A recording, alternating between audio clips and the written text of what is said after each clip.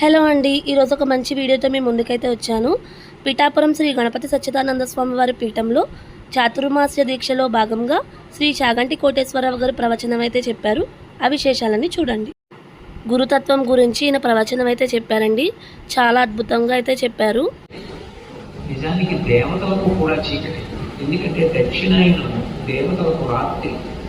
సరస్వతీ స్వామి వారు, చంద్రశేఖర భారతీ స్వామి వారు, శంకర భగవత్పాదాచార్య స్వామి వారు వీళ్ళందరూ కూడా శిష్యుణ్ణి కేవలం ఒకసారి స్మరిస్తారు. వాడు బాగుండాలనుకుంటాడు. వాడు బాగుండాలని వాళ్ళ మనసులో అనుకున్న కారణం చేత ఎంత ప్రమాదం నుంచి కూడా బయటకు వచ్చేస్తారు. ఈ ప్రవచనం తర్వాత శ్రీ దత్త విజయానంద తీర్థ స్వామీజీ వారు చాగంటి కోటేశ్వరరావు గారికి సత్కారం అయితే చేశారండి. మన పిఠాపురంలో ఇంత మంచి కార్యక్రమం జరగడం మేము అదృష్టంగా భావిస్తున్నాము. ఒకే వేదిక పైన ఇద్దరు గురువుల దర్శనం చాలా ఆనందదాయకంగా అనిపించింది.